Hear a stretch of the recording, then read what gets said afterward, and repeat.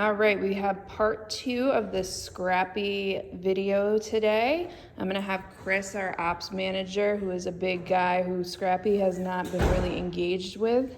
So I'm just going to do what I want you to do with your guests when they come in to the home and Scrappy feels super insecure because he is an insecure dog. This is what we need to do to promote security for him and teach him that the world is not a scary place. Now you can see he's looking over at Chris right now. Chris is a big guy, but notice no head movement right now.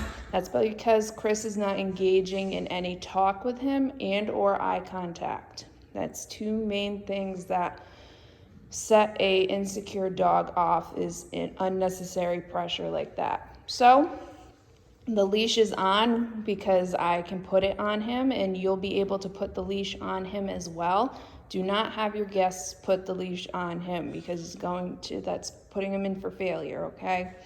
Now, what I'm going to do is I'm going to hand Chris the lead, and he's just going to walk with Scrappy. You're going to see that Scrappy is going to engage. He's going to instantly want to look at me and try to come towards me, just like he'll do with you. Why? We're his safe place. So I'm going to just tell Chris to keep on walking, and we're going to handle him with no engagement, and I'll tell him to give him a harder cue if needed.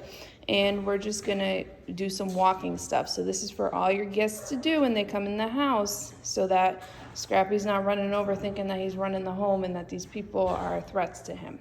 So I'm going to walk on over, and Scrappy is allowed to sniff him, but he is not allowed to attack him. So now, Chris, I just want you to walk, okay?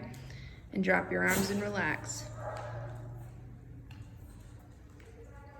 So just by that, Scrappy is following in with the pressure. He necessarily doesn't need to, like I said, Chris doesn't need to engage in any kind of, bless you, buddy, any kind of interactions with him, and he doesn't need to look at him. Okay, I want you to drop the leash and give him a little more leash. There we go. There we go. Be more calm. Have your guests calm. Give him a little cue. There we go.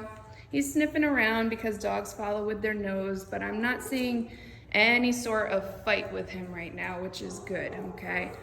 Teaching him, Scrappy, that just because you are a little afraid of somebody, now yes, he's sniffing around, give him a little harder cue, okay? That just because you are a little afraid of him doesn't mean he's going to hurt you. He's allowed to sniff you. Bless you, buddy. No unnecessary engagement, though. And once Scrappy feels comfortable, that's when you can take the leash again. But look how he is following Chris's lead. He's following the leash. Give him a little cue. There we go.